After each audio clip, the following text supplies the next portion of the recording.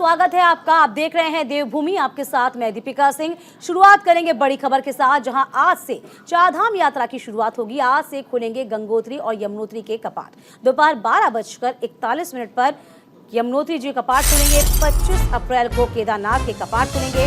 आपको बता दें कि चारधाम के लिए 16 लाख से अधिक यात्रियों ने अब तक रजिस्ट्रेशन करवाया हुआ है। तो बड़ी खबर आपको बता दें कि इस बार चारधाम यात्रा अक्षय तृतीया, यूं कहें कि हर बार अक्षय तृतीया यानी कि 22 अप्रैल से यात्रा की शुरुआत हो जाती है। चारधाम यात्रा को लेकर तमाम तैयारियां पूरी कर ली गई हैं। ये यात्रा इसलिए शुरू की जाती है क्योंकि इस दिन पुराणों में इस दिन को बेहद खास माना जाता है। आपको बता दें कि त्रेता युग से ही इस यात्रा की शुरुआत हुई है। भगवान परशुराम का जन्म भी अक्षय तृतीया, परशुराम की जयंती भी आज है। और इसमें से आपको बता दें कि बद्रीनाथ धाम इस यात्रा में खास माना जाते हैं क्योंकि कहा जाता है कि बद्रीनाथ धाम भगवान विष्णु का प्रमुख निवास स्थान है। तो बद्रीनाथ धाम के कपाट विधि विधान से शुभ मुहूर्त में 27 अप्रैल 2023 को खुलेंगे। ये भी आपको बता दें कि चारधाम यात्रा सबसे पहले हरिद्वार से होती है शुरू। यहाँ गंगा स्नान करने के बाद यमुना जी के धाम यमुनोत्री के लिए रवाना किया जाता है। संजय पुंडीर हमारे संवाददाता इस पूरी खबर पर बने हुए हैं। संजय, अक्षय तृतीया के साथ ही चारधाम यात्रा का आज से आगाज शुरू हो जाएगा और अब चूंकि समय कम रह गया है और जल्द ही यमुनोत्री और गंगोत्री के पट खुलने वाले हैं, किस तरह का नजारा आप देख पा रहे हैं? क्या कुछ खबरें हैं आपके पास? लोगों में कैसा उत्साह? देखिए दीपिका, विश्व प्रसिद्ध चारधाम यात्रा की आज शुरुआत हो गई है और हम देख रहे हैं कि कई दिनों पहले से ही जो तीर्थ यात्री है, पर्यटक है, वो लगातार हरिद्वार पहुंच रहे हैं क्योंकि हरिद्वार को प्रवेश द्वार कहा जाता है और यहीं से पति तपावनी मां गंगा में आस्था की डुबकी लगाने के बाद चारों धामों की यात्रा शुरुआत की जाती है। क्योंकि हम देख रहे हैं जो काउंटर है, जो रजिस्ट्रेशन काउंटर है, वहां पर भी जो लोग उत्साहित है और जिस तरह से यहाँ सरकार की सुविधा मिल रही है, मूलभूत सुविधा यहाँ पर देखी जा सकती है। हालांकि जो लोग अन्य राज्यों से आ रहे हैं वो काफी उत्साहित दिखाई दे रहे हैं और आज से जिस तरह से कपाट खुल गए हैं धर्मनगरी हरिद्वार में, जो तमाम यात्री हैं वो पहुंच रहे हैं क्योंकि यहीं से शुरुआत की जाती है। दीपिका, जाहिर सी बात है संजय, यहीं से शुरुआत होती है। ये अभी से नहीं हो रहा है, त्रेता युग से ही ऐसा चला आ रहा है जब यात्रा की शुरुआत हरिद्वार से होती है। लेकिन आज पहला दिन है। लगभग यदि हम चारधाम यात्रा की बात करते हैं, 16,000 लोगों ने रजिस्ट्रेशन अभी तक करवाया हुआ है, 16 लाख लोगों ने। तो अभी पहले दिन कितने श्रद्धालुओं के आने की उम्मीद यहाँ आपको नजर आती है? पर्यटक है वो हरिद्वार का रुख कर रहे हैं। ऐसे में जो सरकार की गाइडलाइन है उनका भी पालन किया जा रहा है क्योंकि जिस तरह से मुख्यमंत्री पुष्कर सिंह धामी ने कहा था कि यात्रा शुरू करने से पहले अपना पंजीकरण करा ले। क्योंकि हम देख रहे हैं कि हरिद्वार की बात करें या ऋषिकेश की बात करें, जहां पर जो टिकट काउंटर है यानी जो रजिस्ट्रेशन काउंटर है, वहां पर लगातार जो पंजीकरण कराने वाले पर्यटक है वो पहुंच रहे हैं। हालांकि इसको लेकर सुरक्षा के भी कड़े इंतजाम किए हैं। हर की पौड़ी समेत तमाम घाटों पर पुलिस का पहरा है क्योंकि हम देख रहे हैं कि सुबह से ही जो पर्यटक है वो यहीं से स्नान करने के बाद यात्रा की शुरुआत कर रहे हैं। बिल्कुल संजय, देखिए चारधाम यात्रा सबसे पहले हरिद्वार से शुरू होती है। गंगा स्नान करने के बाद यमुना जी के धाम यमुनोत्री के लिए रवाना होती है। तो कब से इसकी शुरुआत हो चुकी है और कब तक पहुंच जाएंगे, पट कब तक खुलेंगे, इस बारे में जानकारी संजय? देखिए दीपिका, लगातार ही जो पर्यटक है वो हरिद्वार पहुंचना उनका लगातार ही बीते दिन से शुरू हो गया था क्योंकि हम देख रहे थे कि अगर ट्रेन स्टेशन की बात की जाए या फिर बस स्टैंड की बात की जाए तो तमाम जो पर्यटक है वो यहाँ पर पहुंच रहे थे। और जैसे ही वो हरिद्वार पहुंचते हैं सबसे पहले यही चाहते हैं कि माँ गंगा में एक बार आस्था की डुबकी लगा ले क्योंकि पंजीकरण कराना होता है। उसके बाद माँ गंगा में आस्था की डुबकी लगाते हैं। हालांकि उसके बाद ही यहीं से जो पर्यटक है वो अपनी यात्रा की शुरुआत करते हैं। जिस तरह से जो पहला जत्था था वो मायापुरी देवी मंदिर है, यहाँ पर पूजा अर्चना के बाद यहीं से शुरुआत हो जाती है। हालांकि जो पर्यटक है वो तमाम पूजा पाठ कर रहे हैं। सुबह से ही हम देख रहे हैं कि भक्तों का तांता लगा है। सबसे पहले जो भक्त आते हैं मां गंगा में आस्था की डुबकी लगाते हैं, उसके बाद गंगा आरती में शामिल होते हैं, उसके बाद यहीं से रवाना हो जाते हैं। बिल्कुल संजय, बहुत शुक्रिया आपका तमाम जानकारी देने के लिए। तो आज से चारधाम यात्रा की शुरुआत हो चुकी है। यमुनोत्री धाम का यमुना देवी मंदिर चारधाम तीर्थ स्थल में से एक है। आपको बता दें, उत्तराखंड के मुख्यमंत्री पुष्कर सिंह धामी उत्तरकाशी के खरसाली गांव पहुंचे, जहां सीएम धामी देवी यमुना की डोली के शुभ प्रस्थान में शामिल हुए। डोली को रवाना किया। यमुनोत्री और गंगोत्री धाम के दर्शनों के लिए यात्रियों ने प्रस्थान कर लिया है। उत्तरकाशी जिले में स्थित गंगोत्री यमुनोत्री धाम के कपाट खोलने की तैयारियां पूरी हो चुकी हैं। हालांकि रुक रुक कर हो रही बारिश है और बर्फबारी के कारण तैयारियों में परेशानियां जरूर आ रही हैं। यात्री भी थोड़े बहुत परेशान हो रहे हैं, लेकिन देव दर्शन की इच्छा के चलते उनके उत्साह में कोई कमी नहीं है।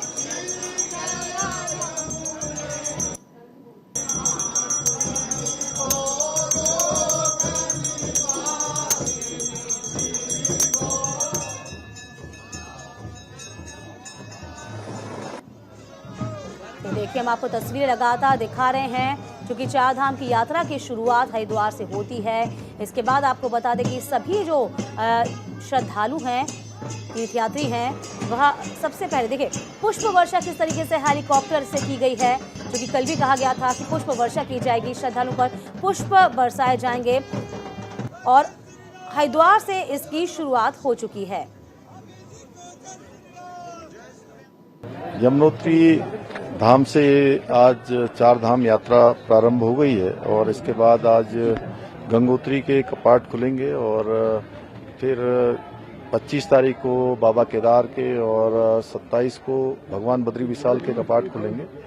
आज यहाँ पर विधिवत रूप से यात्रा प्रारंभ हो गई है। सबसे पहले पूजा हमारे देश के यशस्वी प्रधानमंत्री आदरणीय प्रधानमंत्री नरेंद्र मोदी जी की तरफ से यहाँ पर संपन्न हुई है और यात्रा भी प्रारंभ हो गई। मैं सभी को बधाई देता हूँ कि इस बार की यात्रा हर्षोल्लास के साथ होगी। सभी आने वाले, पूरे देश विदेश से आने वाले श्रद्धालु, यात्रीगण, हमारे सैलानी जितने भी हैं, सभी को मैं शुभकामनाएं देता हूँ कि भगवान सब पर कृपा करें और इस यात्रा को बिना किसी विघ्न बाधा के संपन्न करें। हम सब पर कृपा करें, हमारे राज्य पर और देश पर कृपा करें। हितेश हमारे संवाददाता इस पूरी खबर पर जुड़े हुए हैं। हितेश, देखिए, चारधाम यात्रा की शुरुआत आज से हो जाएगी और इसी के साथ साथ कहते हैं कि जो डोली है वो हरिद्वार से निकल गई है, लेकिन अब ये बताइए कि श्रद्धालुओं में कैसा उत्साह देखा जा रहा है, मौसम वहां पर इस वक्त कैसा है? हितेश जी बिल्कुल, देखिए आज से चारधाम यात्रा शुरू हो रही है और देश दुनिया से जो पर्यटक हैं वो उत्तराखंड का रुख कर रहे हैं, चारधाम यात्रा का रुख कर रहे हैं। केदारनाथ, बद्रीनाथ, यमुनोत्री या फिर गंगोत्री की अगर बात करें, क्योंकि लगातार वहां पर जो मौसम है वो लगातार करवट ले रहा है और लगातार वहां पर बर्फबारी हो रही है, तो कभी वहां पर बारिश का मौसम देखने को मिल रहा है। और ऐसी स्थिति में लगातार जिस तरीके से मुख्यमंत्री पुष्कर सिंह धामी ने भी जो पूरी तैयारी है उनका भी जायजा ले लिया है, क्योंकि तमाम अधिकारी वहां पर मौजूद है। खुद स्वास्थ्य के लिहाज से स्वास्थ्य सचिव खुद पैदल चलकर चारधाम यात्रा में घूम रहे हैं, देख रहे हैं कि कहीं कुछ क्या दिक्कतें हैं, क्या कुछ चीजें हैं जो अनियमितताएं सामने आ रही है उनको पूरा किया जाए।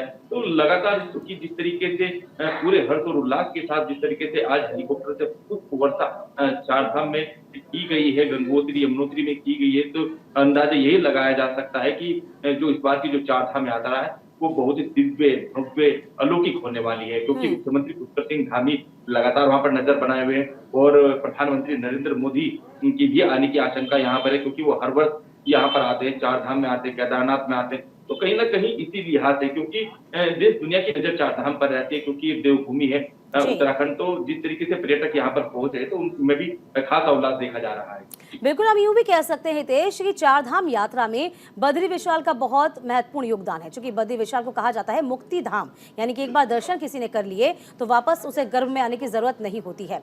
तो यहाँ बद्रीनाथ धाम के भी कपाट खुलने वाले हैं, वहां तैयारियां कैसी हैं, क्या देख पाते आप, क्या जानकारी? जी बिल्कुल, देखिए केदारनाथ के बाद में बद्रीनाथ धाम के कपाट खोलेंगे और वहां पर जो तैयारियां हैं, जो पंडा पुरोहित उनकी सूत्रों की अगर हम माने तो वहां पर जो तैयारियां हैं वो पूरी कर ली गई। शासन प्रशासन ने भी पूरी कमर वहां पर कसी हुई है। लगातार स्वास्थ्य के लिहाज से भी वहां पर तमाम अधिकारी मौजूद है, क्योंकि जिस तरीके से पंजीकरण की अगर हम बात करें, पंजीकरण भी लाखों पंजीकरण अभी तक हो गए हैं। इसी लिहाज से, क्योंकि सबसे बड़ी जो चीज है कोरोना गाइडलाइन के अनुसार जो हमने देखा था कि जो एक सीमित दायरा था श्रद्धालुओं का कि एक दिन में इतनी तय सीमित संख्या में श्रद्धालु दर्शन करेंगे, वो चीज अब खत्म कर दी गई है। शासन ने उस आदेश को वापस ले लिया है। तो अब ये श्रद्धालुओं के लिए खुशी की बात है कि अब असीमित संख्या में श्रद्धालु इन चार धाम में दर्शन कर सकते हैं। अब कोई रोक टोक यहाँ पर नहीं रहेगी। चलिए हितेश, बहुत शुक्रिया आपका तमाम जानकारी देने के लिए।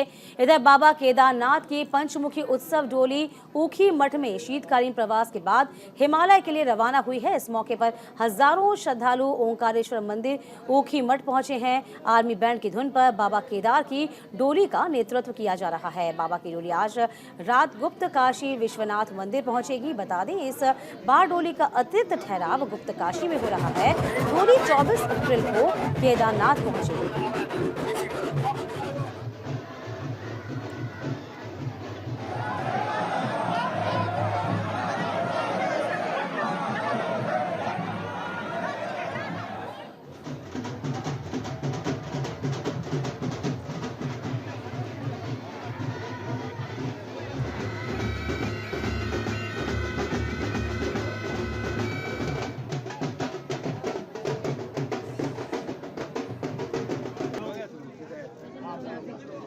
चौबीस अप्रैल को केदारनाथ की पंचमुखी उत्सव डोली रवाना होगी। देखिए, हम तस्वीरें लगातार आपको दिखा रहे हैं। ओंकारेश्वर मंदिर ऊखी मठ पहुंचे हैं हजारों श्रद्धालु। बैंड बाजों की धुन पर नाच गा रहे हैं, उत्सव मना रहे हैं। तो बाबा केदारनाथ की पंचमुखी उत्सव डोली रवाना हो गई है हिमालय की ओर। ओंकारेश्वर मंदिर ऊखी मठ पहुंचे हजारों श्रद्धालु। तो बद्रीनाथ यात्रा की तैयारियां भी जोरों पर हैं। बद्रीपुरी को सजाने के लिए गोवा कॉलेज ऑफ आर्ट के छात्रों का जत्था बद्रीनाथ धाम पहुंचा है। सहायक सांस्कृतिक अधिकारी क्रांतिचारी ने कहा है कि हम चारधाम यात्रा के लिए बद्रीनाथ मंदिर के रास्ते से लगने वाली दीवारों को पेंट करेंगे। मेरे साथ पूरी टीम है। हम गोवा से डिजाइनर बनाकर लाए हैं। हम यहाँ डिजाइन को यहाँ पे अप्लाई करेंगे, यहाँ बनाएंगे। हम जल्द से जल्द ये काम शुरू करेंगे। तो यात्रा को और भव्य बनाया जाए और आकर्षित बनाया जाए, इसके तमाम तैयारियां जोरों पर हैं। इसी के साथ साथ आपको बता दें कि बद्रीपुरी को सजाने के लिए छात्रों का जो जत्था है गोवा से आया हुआ है, जो कि कलाकृतियां इस वक्त देखिए पेश कर रहा है, कलाकृतियां बनाता जा रहा है। गोवा से डिजाइन बनाकर लाए हैं और यहाँ पर इसको पूरा करें था, यानी कि यात्रा को और आकर्षित किया जाएगा और भव्य बनाने की तैयारी है। तो फिलहाल गोवा से ये तस्वीरें, गोवा के जो तमाम आर्टिस्ट हैं वो इस वक्त अलग अलग रंगों से रंग रहे हैं। तो चारधाम यात्रा को सुगम सुरक्षित बनाने के लिए हर संभव प्रयास जारी है। इस बार तीर्थयात्रियों को यात्रा मार्ग पर पहले से बेहतरीन स्वास्थ्य सेवाएं मिलेंगी। केदारनाथ मार्ग में हर 1 किलोमीटर पर मेडिकल रिलीफ पोस्ट बनाए गए हैं। स्वास्थ्य सचिव डॉक्टर RS राजेश कुमार चारधाम यात्रा पर स्वास्थ्य सेवाओं का जायजा लिया है। इसी कड़ी में स्वास्थ्य सचिव केदारनाथ धाम तक की पैदल यात्रा कर जगह जगह स्वास्थ्य व्यवस्थाओं का निरीक्षण कर रहे हैं।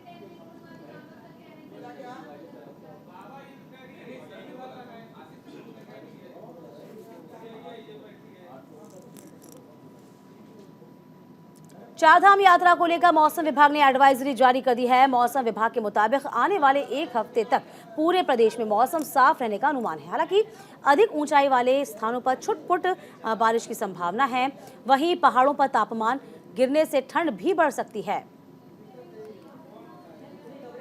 तो फिलहाल देहरादून में से आपको बता दें कि चारधाम यात्रा को लेकर एडवाइजरी भी जारी की गई है मौसम विभाग की ओर से कि अभी तो मौसम साफ रहेगा, लेकिन ऊंचाई के क्षेत्रों में बर्फबारी हो सकती है, बारिश हो सकती है।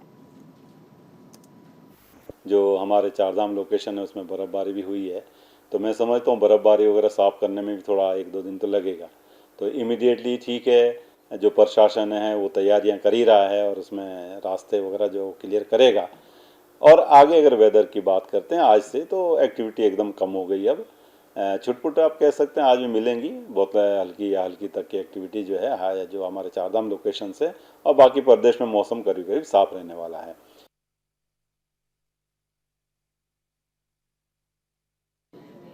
उत्तराखंड में शुरू हुई चारधाम यात्रा में अव्यवस्थाओं का आलम भी देखा गया है। पर्यटन विभाग परिसर में चल रहे चारधाम रजिस्ट्रेशन काउंटर पर समय से रजिस्ट्रेशन न होने से यात्रियों ने जमकर हंगामा भी किया है। रजिस्ट्रेशन सिर्फ 4 काउंटर पर कराए जा रहे हैं। इसी के साथ ही रजिस्ट्रेशन को लेकर हरिद्वार में पर्यटन विभाग को स्लॉट न मिलने के कारण सैकड़ों श्रद्धालु 2 से 3 दिन तक पर्यटन विभाग के चक्कर लगा रहे हैं, लेकिन उनका चारधाम यात्रा रजिस्ट्रेशन नहीं हो पाया। इसकी वजह से ऐसे सैकड़ों यात्री जो कि चारधाम यात्रा पर जाने को हरिद्वार पहुंचे हैं, वे रजिस्ट्रेशन नहीं होने के चलते हरिद्वार में ही आके अटक गए हैं। इससे उनका समय, पैसा दोनों बर्बाद हो रहे हैं। काउंटर पर लोगों की लंबी भीड़ है। लोगों की ये भी शिकायत है कि रजिस्ट्रेशन काउंटर अपने दिए गए निर्धारित समय पर नहीं खोले जा रहे हैं। आज से ये काउंटर जो है स्पेशल स्लॉट के चलने थे ऋषिकेश में, हरिद्वार में, लेकिन हमें सुबह ये अवगत कराया गया कि स्लॉट नहीं है, सब फुल हैं, इसलिए यमुनोत्री तरफ का कोई स्लॉट अभी नहीं मिलेगा। तो न ऋषिकेश में शुरू हुआ न यहाँ, हमें यहाँ पर 10:56 पे स्लॉट मिला। अब हमारे 4 काउंटर अनवरत चल रहे हैं और अगर हमें सुबह मिल गया होता तो ये भीड़ अभी तक एक भी नहीं रहती, क्योंकि हमारे जितने भी यात्री हैं वो कोई बिना पंजीकरण कराए नहीं जाएंगे, चाहे हमें 8 बजे या 9 बजे। उनको इतनी दिक्कत है, कुछ सवारी मरीज होकर नीचे पड़ी हैं, यहाँ का प्रशासन सुनने वाला नहीं है। दिक्कत क्या हो रही है? दिक्कत साहब तो आज से शुरू हुई है ना। अरे हो है तो अब टाइम है खुलने का। ये बताओ सुबह 8 बजे खुलना चाहिए ये काम, रजिस्ट्रेशन का काम। अब 10 बजे तक 1 मिनट में 1 हो रहा है साहब। जब 500 आदमी हैं कितनी देर में होंगे रजिस्ट्रेशन? क्या कहा है सरकार, सिस्टम को चेंज करना चाहिए भाई, उसको विकास है तो उसे सुधार करना चाहिए सरकार के लिए। ये नहीं 2 काउंटर लगे 2 और बढ़ा दे सरकार। संजय हमारे संवाददाता इस पूरी खबर पर नजर बनाए हुए हैं। संजय देखिए, एक तरफ जहां से आज चारधाम यात्रा की शुरुआत हो जाएगी, सीएम ने खुद इस यात्रा को लेकर कहा है कि यात्रा दिव्य हो, भव्य हो, इसका ख्याल रखा जा रहा है, व्यवस्थाएं पूरी कर ली गई है। लेकिन जो तस्वीरें अभी सामने आ रही हैं, लोगों की नाराजगी सामने आ रही है कि रजिस्ट्रेशन को लेकर बहुत दिक्कतें आ रही हैं, क्योंकि ये स्पेशली शुरू किया गया था, लोगों को गुस्सा फूटा हुआ है। फिलहाल जो तमाम अधिकारी हैं संबंधित, वो क्या कह रहे हैं?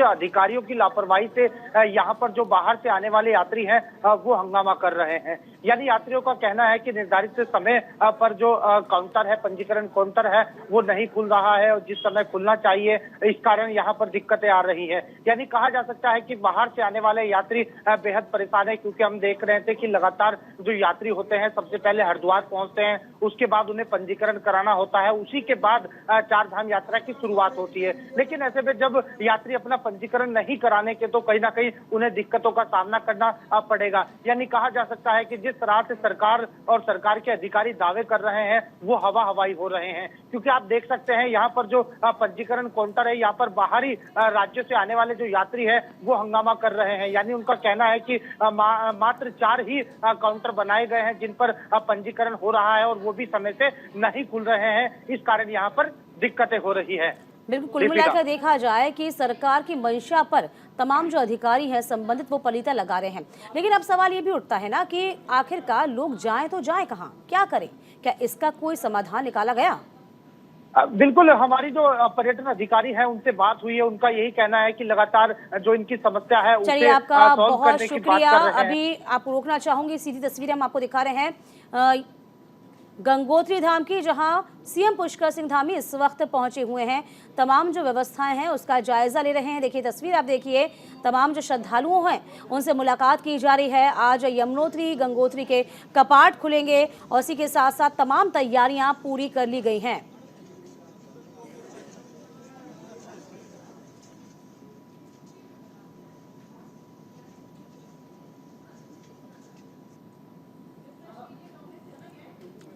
तो बढ़ेंगे खबरों में आगे। हरिद्वार में ओवर स्पीड की बात करेंगे तो जिसके कारण दुर्घटनाएं जो हैं वो लगातार बढ़ती जा रही हैं। नई स्पीड गाइडलाइन को जारी किया गया है। एसएसपी अजय सिंह के निर्देश पर जिले के 33 स्थानों पर वाहनों की गति सीमा निर्धारित की गई है। निर्धारित गति से ज्यादा तेज वाहन चलाने वालों पर कड़ी कार्रवाई की जाएगी। आम जनता को इसकी जानकारी देने के लिए यातायात पुलिस ने जगह जगह बोर्ड लगाए हैं। तो फिलहाल आपको बता दें, ओवर स्पीड जो है वह दुर्घटनाओं की वजह बनती जा रही है। वाहनों की गति सीमा को अब निर्धारित किया जा रहा है। संजय पुंडी हमारे संवाददाता इस पूरी खबर पर नजर बनाए हैं। संजय, अब ओवर स्पीड पर ब्रेक लगेगा जिससे कि दुर्घटनाएं ना हो, किस तरीके से ब्रेक लगा पाएंगे, क्या कुछ प्लानिंग है? देखिए दीपिका, लगातार हम देख रहे थे कि हरिद्वार में जैसे जैसे यात्रा किस तरह के मेले होते हैं तो यहाँ पर हादसे होते हैं वो बढ़ जाते हैं, जिनको रोकने के लिए लगातार हरिद्वार पुलिस प्रयास कर रही है। ऐसे में अलग अलग जगह पे हरिद्वार जिले में करीब 33 स्थानों पर बोर्ड लगाए गए हैं और उस बोर्ड पर निर्धारित स्पीड भी लिखी गई है। यानी कहा जा सकता है कि अलग अलग वाहन के लिए अलग अलग जो वाहन की सीमा है, यानी जो उनकी स्पीड होगी वो निर्धारित की गई है। अगर कोई इसका पालन नहीं करता है तो मोटर व्हीकल एक्ट में यहाँ पर कार्रवाई भी की जाएगी। इसी को लेकर तमाम जो पुलिस अधिकारी है, तमाम जो गाइडलाइन है वो बनाई गई है, क्योंकि आप देख सकते हैं तस्वीरों में भी पुलिस किस तरह से बोर्ड चस्पा कर रही है, यानी जो बाहर से आने वाले श्रद्धालु होंगे उन पर भी ये स्पीड लागू होगी। क्योंकि हम देख रहे हैं कि हरिद्वार का शहरी क्षेत्रों, ग्रामीण क्षेत्रों, वहां पर जो हादसे थे वो लगातार बढ़ रहे थे, जिनको लेकर लगातार हरिद्वार पुलिस ने एक नई एडवाइजरी जारी की है। और जिस तरह अभी हम बता रहे थे कि हरिद्वार के अलग अलग 33 स्थानों पर बोर्ड लगाए गए हैं और उन बोर्डों पर अलग अलग वाहनों के लिए अलग अलग स्पीड निर्धारित की गई है। दीपिका। चलिए संजय, बहुत शुक्रिया तमाम जानकारी देने के लिए आपका। इधर लक्सर में जेके टायर के पूर्व कर्मचारी धरना प्रदर्शन कर रहे हैं। 21 दिन भी धरना जारी है। कर्मचारियों ने अपनी मांगों को लेकर आज फिर फैक्ट्री प्रबंधन के खिलाफ जमकर नारेबाजी की और धरने पर बैठकर विरोध प्रदर्शन किया है। धरने का नेतृत्व कर रहे पूर्व कर्मचारी सुभाष चौधरी ने आरोप लगाया है कि अपनी कंपनी वादा पूरा नहीं कर रही है। कोई कर्मचारियों को कुछ रुपए की आर्थिक मदद देकर कंपनी से बाहर कर दिया गया है, लेकिन कुछ ही कर्मचारियों को इसका लाभ दिया गया। प्रदर्शनकारियों ने चेतावनी जारी की, यदि उनकी मांग पूरी नहीं होती तो वे भूख हड़ताल और आमरण अनशन पर भी उतारू होंगे। इतना ही नहीं, जरूरत पड़ी तो कोर्ट का भी दरवाजा खटखटाएंगे।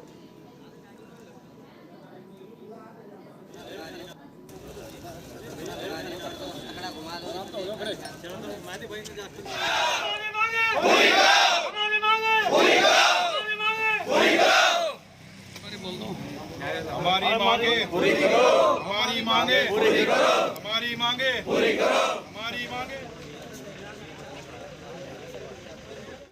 यार ये है जी, हमें 21वां दिन हो चुका है आज, हमारे किसी ने सुनवाई अभी नहीं करी है। अब आगे सोमवार को टाइम दिया है एसडीएम साहब ने मध्यस्थता कराने का।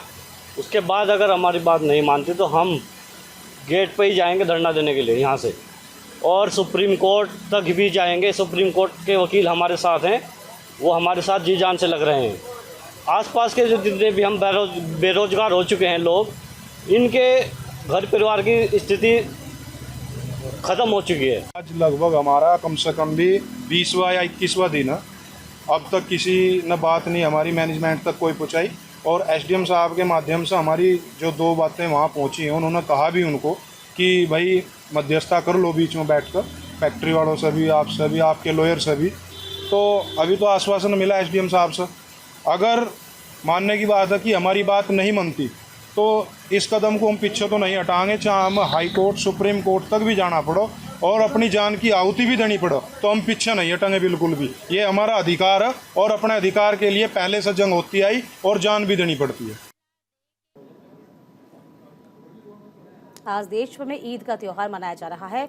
वहीं देहरादून में ईद का त्योहार बड़े ही धूमधाम के साथ मनाया गया। ईद उल फितर की नमाज अदा करने के बाद सभी लोगों ने एक दूसरे के गले मिलकर ईद की बधाइयां दी। मस्जिदों में ईद की नमाज के चलते सुरक्षा के चाक चौबंद व्यवस्था की गई थी, पुख्ता इंतजाम थे। भाईचारे और शांति बनाए रखने की लोगों से अपील की गई।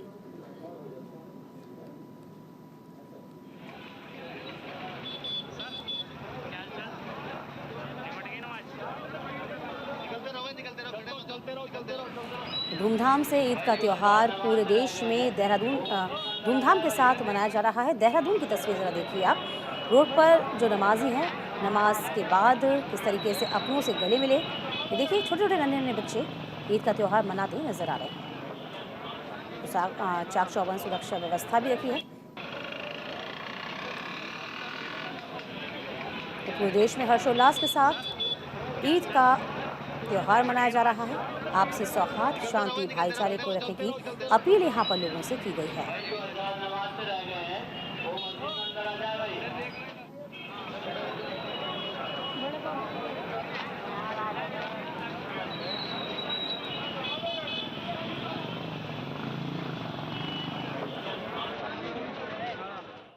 ईद का त्यौहार और रमज़ान बहुत अच्छी तरह से गुजरे हैं, और ईद का त्यौहार है आज। ईद का त्यौहार भी बहुत अच्छी तरह जा रहा है, और मैं समाज को ये संदेश देना चाहता हूँ कि कुछ भी कहीं भी कुछ नहीं है। ये कुछ थोड़े बहुत जो असामाजिक तत्व होते हैं, यही सब कुछ बिगाड़ते हैं, वरना सब कुछ, सबके अंदर भाईचारा है, सब मोहब्बत से रहते हैं, सब बहुत अच्छे रहते हैं। हम भी एक दूसरे के साथ सबके साथ मोहब्बत से रहते हैं, कोई कहीं भी कोई मसला नहीं है। इसी के साथ इस बुलेटिन में अभी के लिए बस इतना ही।